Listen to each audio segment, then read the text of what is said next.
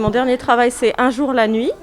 On représente aussi Mamoun Lahbabi pour Tout ce qu'il aimait, Karima Sharqi pour Les Inconsolés, Jean Zagagnaris pour Adam Bofari, et nous avons un essai de Ayman Bakali Qassimi pour Une école bienveillante au Maroc, et d'autres, vraiment d'autres. On démarre, on est une jeune maison d'édition depuis 2 ans, et il y a d'autres recueils qui sont en train d'arriver.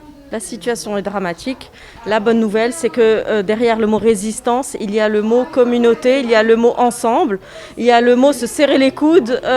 Peut-être pour la première fois au Maroc, tous les acteurs du monde de l'édition sont ensemble, les auteurs, les éditeurs, les distributeurs, les libraires surtout.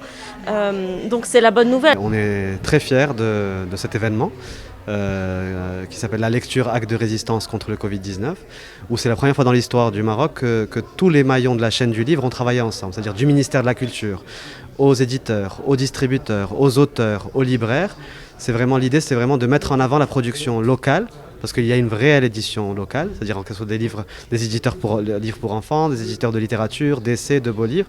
Et l'idée, c'est vraiment que du nord au sud du Maroc, on puisse mettre en avant la production locale et donner envie aux gens de découvrir cette production, de lire marocain, de consommer marocain et de voyager marocain. Cette idée que j'ai eue au départ, c'était que ça fait 45 ans que nous résistons à un ennemi commun et voisin, depuis le 6 novembre 1975. Et c'est l'idée, j'ai dit tiens, je vais lier cette opération, cet acte de résistance, qui ne doit pas être uniquement les gens du livre, mais tous les auteurs, les éditeurs, les libraires et le public. C'est-à-dire quoi? Parce que nous n'avons, et vous aviez parfaitement raison, on aurait dû faire ça il y a longtemps, mais l'événement qui s'est présenté cette année, c'est que le Covid a fait baisser notre production, notre chiffre d'affaires de plus de 60%. Et nous avons eu 2 mois mortels qui ont été mai et juin. Et ce n'est qu'à partir de juillet où c'était par un balbutiement. Et août, ça a repris, mais très difficile. Pourquoi? Parce que les gens avaient peur de rentrer. Ils n'avaient pas peur de rentrer dans une grande surface, parce qu'il y avait cette nourriture qui n'est pas spirituelle, mais d'aller dans une librairie, on leur a fait peur. Et ce qui fait qu'il n'y avait pratiquement personne qui rentrait.